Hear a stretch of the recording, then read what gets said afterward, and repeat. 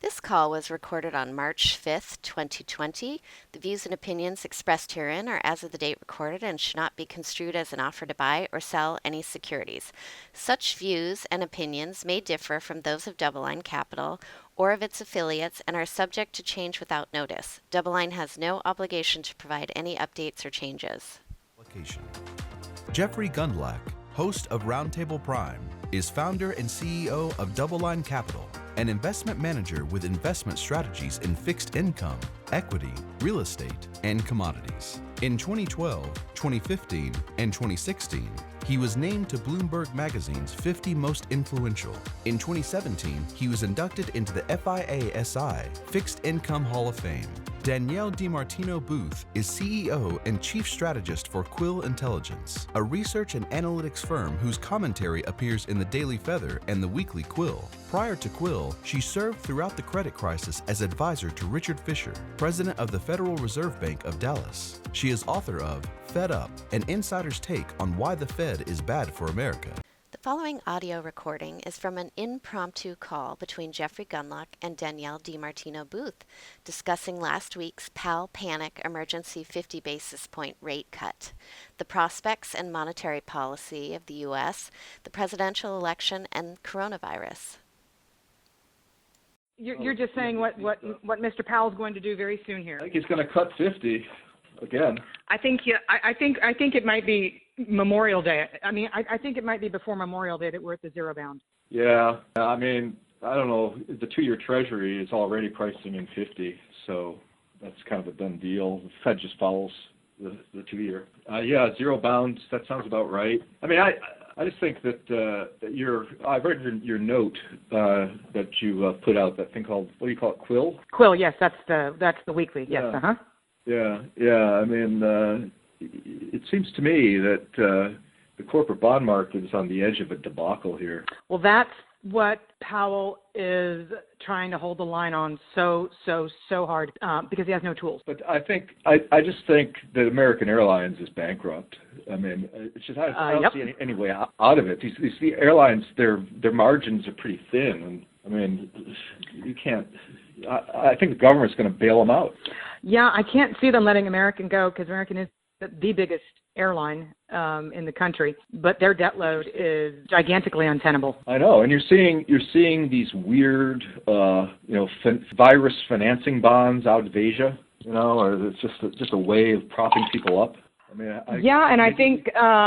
I think that's why we start to get to the alphabet soup at the New York Fed pretty quickly. Yeah. It's. I mean, it's not a good time to be the Fed chair. Yeah. No, it is not. I'm sure he's counting the minutes. Yeah, it's got to be pretty bad. And junk bonds are back out to their wides basically. And it's interesting that the stock market things have been fairly orderly, really. Even in the junk market, it's really. I mean, today's pretty sloppy, but yesterday, I mean, was a huge rally. So. Yeah, I mean, it's all, to me, it's this, but it's all about issuance. That's the only thing that matters. So, I don't know. I mean, what was the record, 42 days where the junk bonds, or 41 days? It was 41 days it was 41 days with junk, yeah. Incredible. Yeah, but it's junk's not even the real story. It's more that middle layer in between right. Junk, and it's more about Kraft Heinz is the first big boy. Where are the rest of them? Yeah, it was Kraft, and then it was Macy's or something too. I think it was like the same day. Yeah, I mean, the fact that we have not seen Ford go is remarkable. Yeah, it's sort of weird. I mean, you feel like things have been glued together for so long, and like by gluing it together, you've let the pressures build up to a level that is, one shock away. Yeah, I mean, I think GDP has got to be negative, right? In the present moment, I mean, it's got to be. Oh, like this. I've been looking at FactSet data come out one Friday after another and laughing out loud, guffawing, watching these sell-side analysts try and hold the line on earnings estimates. I'm like, are you kidding me? Yeah, I know. So it's really... And there's American Airlines down 11% on the day. Mm-hmm. Yeah, I mean that's 2008 type action. I mean we Yep. get these moves, And they're basically down based on their debt loads. American, United, and Delta are down. American's down the most. United is in between. Delta's down the least. It's all based on their balance sheet. Right. Because they can't take the cash. They cannot take this hit to cash flow. Period. End. Yeah. Well, we've been following the airline CDX. It's pretty violent going on there. And when was the last time we did that? Yeah, right. Especially United and American, as you're saying. It's all the balance sheet. Well, Delta dumped its pension on the PBGC. Yeah. So what is it? American CDX was at 150 2 weeks ago, and now it's at 565. Just a slight uptick. Yeah. So I don't know. I mean, we're on the tipping point where it just feels like you're like one more bad day away from real turmoil. Again, I mean, it took 50 basis points to price 3 deals. That's kind of how I look at this in the investment grade market. That's what it took. 50 basis points to price 3 deals and reopen the market. And you've still got IPOs being pulled. You got Cole Haan coming off. It's just this is not over. No, definitely not. Did you see my CNBC thing? No, were you just on CNBC? Yeah, I keep Bloomberg on nonstop because I keep it on mute. I keep Bloomberg on just to read the news. I don't listen to anybody. Well, I was on for half an hour ago without a commercial break. It was nonstop for half an hour. Oh gosh. Yeah, they're like, where are bond yields going?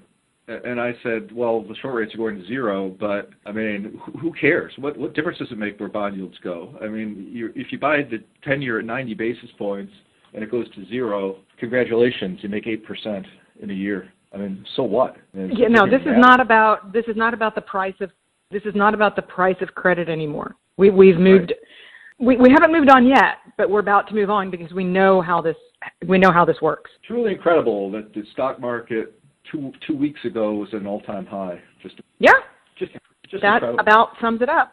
And we've got junk. I'm reading it right now. Junk debt funds poised for biggest outflows in more than a year. Here we go. Yeah, it was funny. I was flying in January, about the third week of January, and this pilot says, he walks up to me, and first thing out of his mouth is, "Boy, this stock market is just roaring."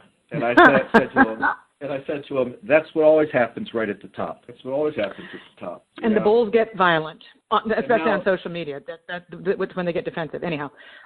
Yeah. Right. I wonder what's going to happen with Joe Biden because he just seems so totally unelectable to me. But given the situation that might be facing, the kind of the economic backdrop, you just wonder how Trump could win re-election if we had all these problems. I don't know. I can't really figure it out because I never thought that the DNC would pull this coup against Bernie again and basically install Biden as the nominee on Super Tuesday. And it just seems so incredibly non-viable. I think Biden's going to have to move to the left, I think, because what happened is on Super Tuesday, Bernie's fervent young voters didn't show up. And it just seems to me that that's the thing. You've got to get these millennials to show up at the polls. I don't know that any Democrat is electable if the millennials don't show up at the polls. Well, I don't think they will. I mean, if you're a fervent Bernie supporter and you don't show up for Bernie, the odds of you showing up for Creepy Joe are like zero. I mean, who's going to? I wonder if the Bernie people will be so pissed off that they vote for Trump. Oh, I don't think that would happen per se. Look, let's back up. From what we've read about China knew about the coronavirus in late November and waited to get the trade deal passed. Something tells me that the President of the United States has better intelligence than we do about what the Chinese knew and when. So a few days ago when he started spitting out presidential pardons like it was the last day of his second term, something gave me an itch. And I'm like, wait a minute, this makes no sense. This is what somebody does if they think that they're finished with their second term. They start pardoning people. Right. And that really, really, really bothered me, not because I'm in one camp or another. Politically speaking, I just said to myself, what does this guy know that we don't know? Because he wouldn't be doing this if he didn't think that the economy was going into a recession, because the only thing that can prevent him from being elected is the stock market taking down the economy with him. Well, I could have pardoned him after the election, right? I mean, he's got till January, I guess. Well, sure, yes. I mean, absolutely. But it just seemed strange that the timing seemed odd to me. You have to wonder if this is the first of many. And again, the trade deal is obviously it's not even worth the paper that it's on. It's a joke. It's just and now we have, and he can't get his Fed nominees through the Senate. So you just have to wonder if he's lame duck right now, and if he even cares. Yeah. So when do you think? I mean, I'm playing devil's advocate. So when do you think Powell decided to do the intermeeting 50 basis point cut? Well, so look, the die was cast on Friday. Friday was day number 6 of no investment grade bond issuance. Right. The longest stretch we've had in history was in August of 2015 around the Chinese devaluation of the yuan. You had 13 days of no investment grade issuance. Then when Lehman failed, you had 10 days of no investment grade issuance. So we had gotten to 7 by the time the emergency rate cut came, and that opened up issuance again. And that, again, it's a conduit mechanism. It is debt proceeds, fund share buybacks, wash, rinse, repeat. You have to have the ultimate buyer of equities having a currency with which to buy them, which means the debt markets have to stay open because there's this massive feedback mechanism after all these years. Right. Now, Powell on Friday said something about coordinated movement. Was he talking about Canada? I mean, is that it? Well, I mean, look, we knew that Lane was going to come out at the Reserve Bank of Australia. Canada's entire yield curve has been inverted. I'm surprised nobody's noticed that they're going into recession, and that Mexico is, by the way, in recession, and it's getting worse. So I think when he probably used coordinated, he was probably referring to the rarity of getting finance ministers and central bank governors on the same call, which we know happened with the G7. So it's just, you have to ask yourself, I mean, what is Lagarde going to do? I mean, what can she do? Look, we're going further negative. Woohoo! Let's throw a party. What's Kuroda going to do? I wonder when there's going to start to be proposals for fiscal stimulus. Like now. I was listening to a debate in the car just a little while ago that now is the time to step up and talk about fiscal measures. The Fed can do what it wants to keep commercial paper markets open, if it wants to roll out liquidity facilities to primary dealers. The Fed can't do squat for 47% of the employment base in America, which is small business. That has to be something that comes out of Washington, D.C. It can be coordinated with the Fed. Federal Reserve districts can coordinate with small banks to ensure that the lending is done. But initiatives such as that have to come out of their congressional acts. This is the administration moving. These are executive orders. This is not, even Powell knows that there are limitations to monetary policy. When Bush sent the money to people in the global financial crisis, that was voted on and approved by Congress, wasn't it? Congress would vote on anything. That's why people are always like, well, it's against the law for the Federal Reserve to buy corporate bonds and equities. And I'm like, if you give them enough pressure, Congress will vote for anything. Yeah. And they would vote for negative interest rates and the Fed buying equities and the Fed buying corporate bonds. They would vote for anything if there was enough stress in the market. Congress, I mean. Yeah. They would drop the money right out of the helicopter. Yeah. It seems that's sort of where we're heading. But, look, the problem with Powell was trying to break the mold. Powell thought he was going to get cute and use Lael Brainerd's roadmap and think that he could stop cutting rates at 1%, not have to follow the Bernanke doctrine, which dictates that you can't blow up the balance sheet until after you get to the zero bound. Powell was going to try and break with that thinking and have the balance sheet growth offset the need to cut rates. That was his grand plan. That was his mid-cycle adjustment. This was his 1998, 1995 rerun. It ain't happening. He's going to zero. And he's going to blow up the balance sheet. It's amazing how that has become almost self-evident. And what was it, a month ago that the Fed talked about appropriate policy in a good place, sort of staying on hold all year? I mean, that seems like such a distant memory. And the town hall meetings where they're completely disregarding retirees saying, we're kind of choking to death here. We could use some positivity in rates. So, and the Fed saying in response, we should better communicate our policies. That's literally in the minutes from a recent Fed meeting, is that the retirees simply don't understand correctly the aims of monetary policy, and that if they communicate it better, then retirees would simply understand. I mean, they're tone deaf. Right. It almost sounds like Bloomberg at the debate, communicate right about stop and frisk. Yeah, he was such a disaster. So I'm curious, everything I know is just so strange right now. I know what our friend Jim Bianco thinks about negative interest rates, and I would agree that the efficacy is questionable if the reserve currency has negative interest rates. All these models start to fall apart. But do you think we could have negative interest rates here in the U.S. if markets were to start pricing it in? I'll make it an easy one. I hope not, but because I really do believe that if the U.S. goes negative, and I think Powell understands this because he's been repeatedly saying he doesn't really think we should go to negative interest rates for the next recession. But I think if we did go to negative interest rates, I think the banks would collapse. And that doesn't sound like a good situation. I mean, one of my favorite charts that I like using is the banking subsector of the stock markets in comparison Japan, Europe, and the United States. It's one of my favorite charts. I've been using it. I use it today on CNBC, where basically if you start in 1995, you normalize all these banking indices at 100. What happened is that going into the global financial crisis, you had Japan's banking sector was really, really weak and was just going down in price all the time, whereas the United States and Europe were rallying into the global financial crisis. And Japan was just going straight down. And then the global financial crisis, of course, the banking sectors, the United States and Europe tanked mightily. And weirdly, they went down exactly the same amount. It was just they were in lockstep together. And then as we crawled out of that, what ended up happening is the United States financial sector went up and met its high from 2007, made it all the way back to 2007. And Europe didn't rally at all. It actually went down. Why is that? Because of zero interest rates and negative interest rates.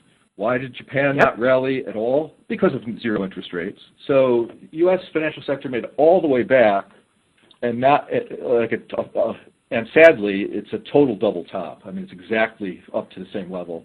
And, of course, now it's falling pretty sharply. And that's because... Well, look, IOER is going away.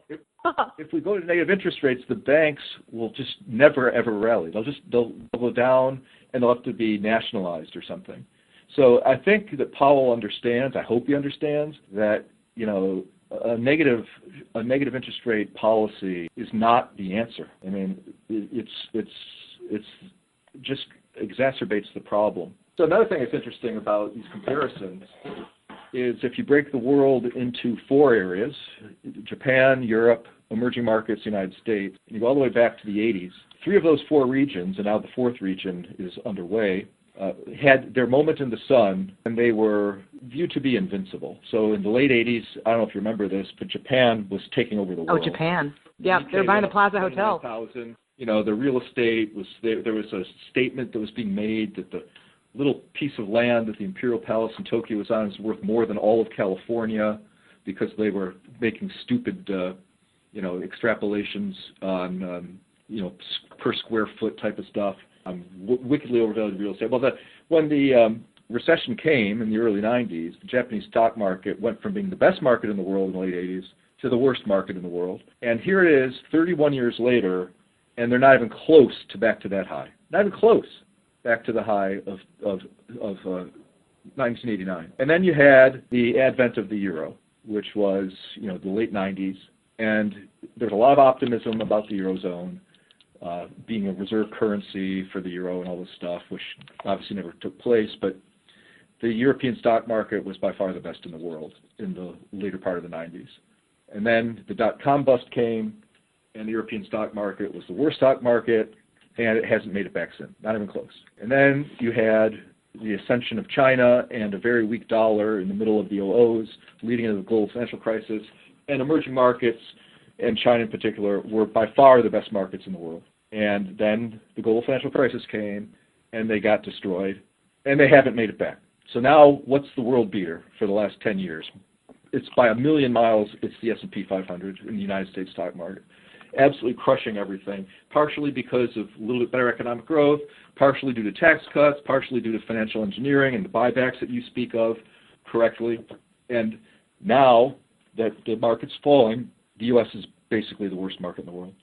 And I don't think the U.S. market is going to make it back to what the high, which I guess you could call October 3rd of 2018, or maybe you could say that the Russell 2000 peaked with the global stock market January 26th of 2018. But the U.S. is going to be a very poor performing market, and I think it's going to be a long, long time until it makes it back to the high that was reached 2 weeks ago.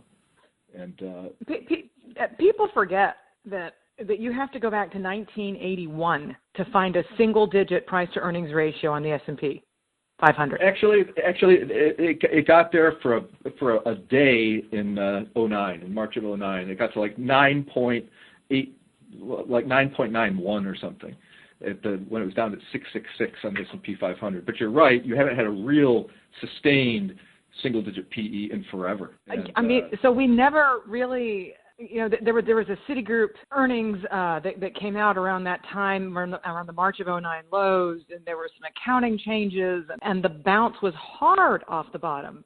I mean, I was inside the Fed at the time. I think at that point that Bernanke was convinced that he would never stop printing. It wasn't until the Fed owned, 40-50% of certain Treasury CUSIPs that the realization dawned on insiders. When I was on the inside, it's like, oh God, we can't buy any more of this Treasury. The natural players are gone. So look, the discussion at the Fed, if you're right about the equity markets, and I think you're right that we are way overdue, if you're right, then the discussion inside the Fed's going to get very creative very quickly. Right. Because it won't be Treasuries. It just won't. It can't be. Another stock-related chart doesn't get enough attention. It's just the gold bugs that point it out. But it's really interesting. It's just the S&P 500 going back decades, and you look at the nominal value in dollars. And of course, there's been a massive rally from 09 into the early part of this year. But if you actually price the S&P 500 not in dollars but in gold, the S&P 500 hasn't gone up in 25 years. It's incredible. The actual. Oh, it's you get it on your Twitter feed a ton too, I'm sure. Yep. It's just unbelievable, and it's lower today than it was in 2005 in gold. It's lower today than it was in 2013 in gold. It's just incredible, and yet from 1980 until basically the dot-com bust, the value of the S&P 500 in dollars and in gold went up identically because gold didn't do anything in dollar terms. So they were exactly the same line. And then when the dot-com bust came, they fell exactly the same. So again, it was that gold was relatively stable. And then when we got to the bottom in 09, by then gold was falling, reached its peak. So what ended up happening then is gold started to rally after the lows. And the stock market, the S&P 500 in gold terms going back to 09 is unchanged. And yet in dollar terms, it's up like 300%. So you have this weird situation where if you take a look at real money, or at least historically real money gold, it's incredibly strong. When you think about the fact that the dollar on the Dixie basis really is unchanged over the past 2 years. And yet gold is up at 1,700 almost, up from 1,100 handle under 2 years ago. And if you look in foreign currencies, gold is at an all-time high everywhere.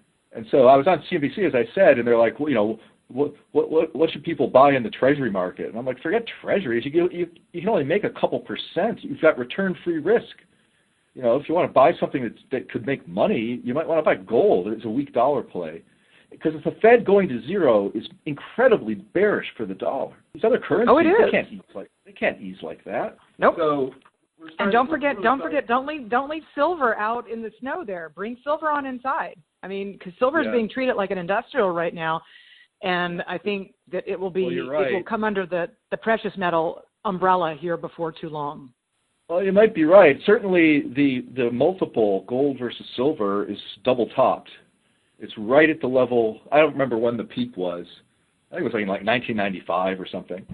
But it's right back to that level. So on just a basic valuation basis, it would be foolish to leave silver aside, because it's almost impossible, I think, for gold to appreciate further versus silver than it already has. So yeah, they probably will move together. And of course, once you get the silver fever, which you had back in 2011, for example, suddenly that multiple of gold versus silver goes down. So silver actually outperforms during that situation. So I'm not a big silver person because it's so binary. But yeah, I think if you ever were a silver buyer, ever, it should be today.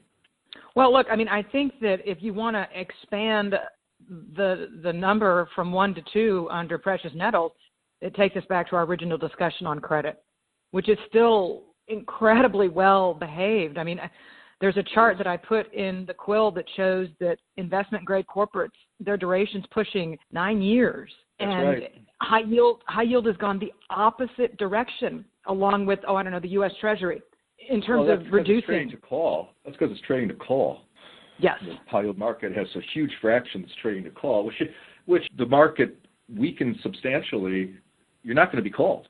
You won't be called, but you also, look, the one thing that Bernanke succeeded in doing time and again was there was this wall of maturity, this huge amount of refinancing that had to be done in high yield, and Bernanke was able to make every single wall disappear and keep the markets open and keep all these zombie companies up and running. And again, that's why I say that this is the main motivator for Powell, because I think if the MOVE index, I think if credit market volatility becomes unhinged, I think the Fed's going to be powerless. And I don't know that I don't know where the end would possibly be. That's why I think we're going to zero rates and quickly, because he can't, you could see another intermediate hike at some point if there's a serious dislocation in credit. And when you see the headlines like you're seeing, and there's not enough tests available,